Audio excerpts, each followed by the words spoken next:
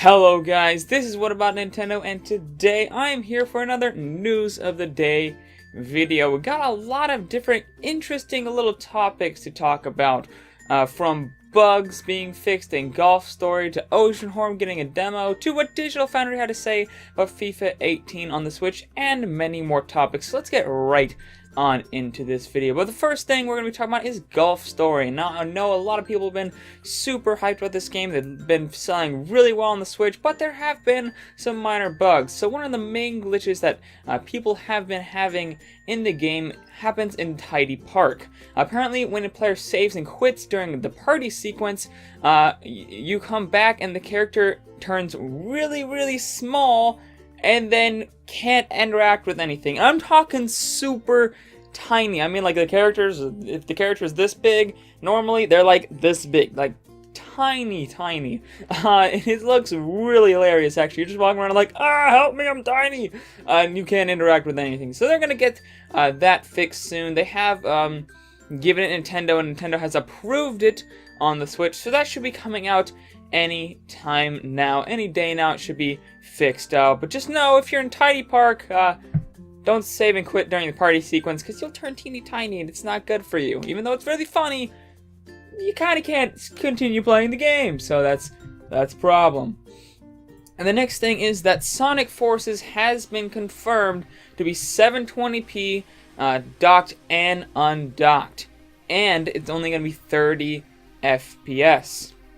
Which is very interesting. Now, this game, it does have like next-gen Sonic visuals, which it looks really good, but it's not something that I would think would need to be 720p 30 FPS when, I mean, the other, like the Xbox One is targeting, I believe, 1080p 60. It might be 720p 60, I'm not sure, but I think it's, I know the PS4 is going to be 1080p 60, so and I don't know, this game's not that, like, graphically amazing.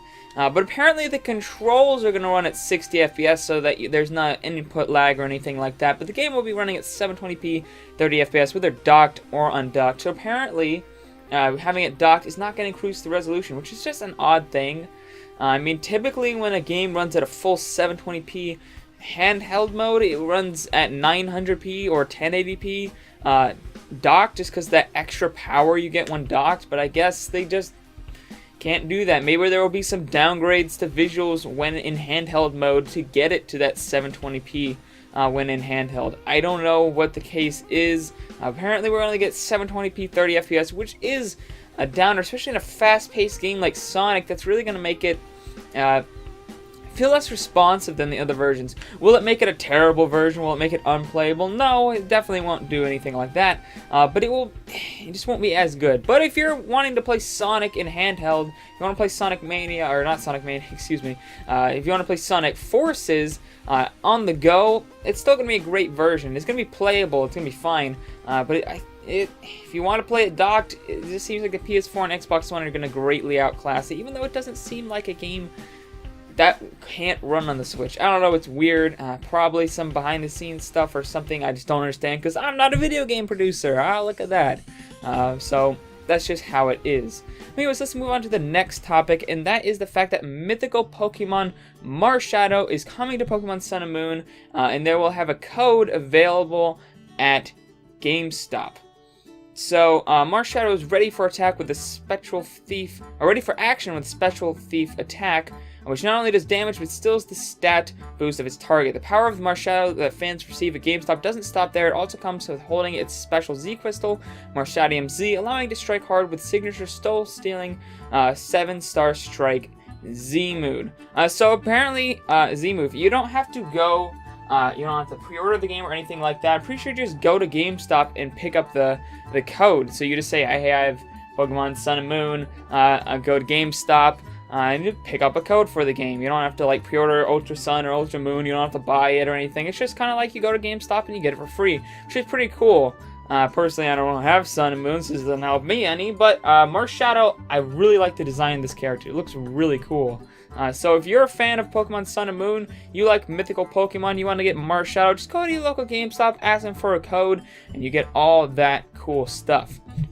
let's move on to the next topic, and this is one I'm actually really excited about, and that is that Oceanhorn demo is arriving on the Nintendo Switch October 7th, which is really good because if you guys don't know what Oceanhorn is, it's pretty much a 2D Zelda game made by an indie developer. It's not an actual Zelda game, but it is very much based on those kind of 2D Zelda games like Phantom Hourglass or Spirit Tracks or something like that. It's very much in those roots, but it's got even more than those games. As far as like sea exploration is way better on that game.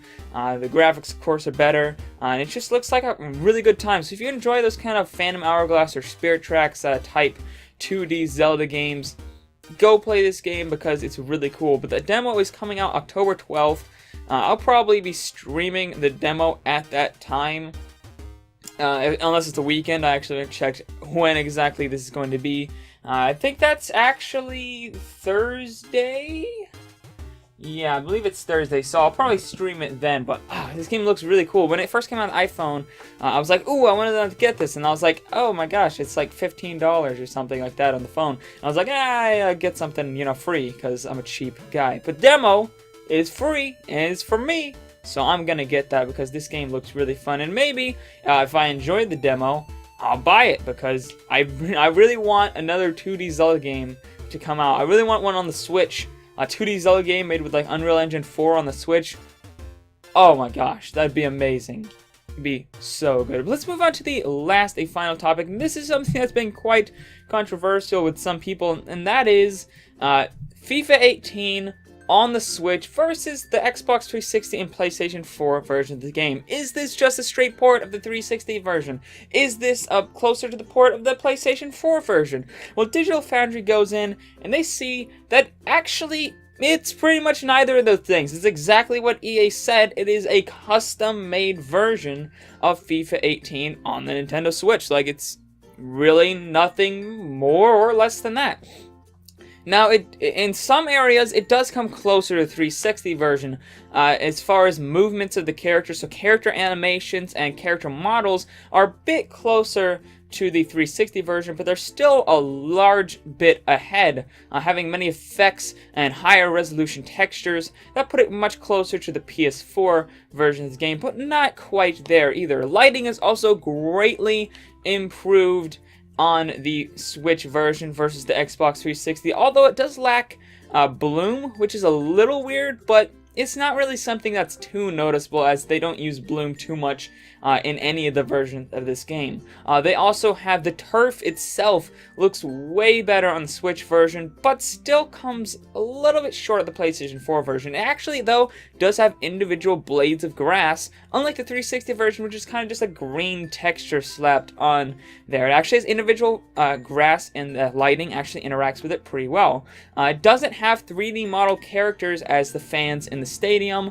All it just goes with the 2D sprites, which is like the Xbox 360 version, but they are much higher resolution, and they seem to have more frames of animation than the Xbox 360 versions, and you're never really getting too close to them, so it's not that bad.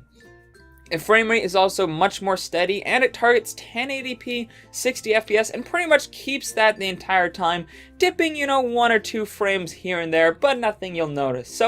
So far it seems like it's actually pretty, like, it's definitely not a 360 port, but it's still a little ways behind the PlayStation 4. It's a little bit more behind than I would have expected, but it's not that bad. It's actually pretty dang close to the PlayStation 4.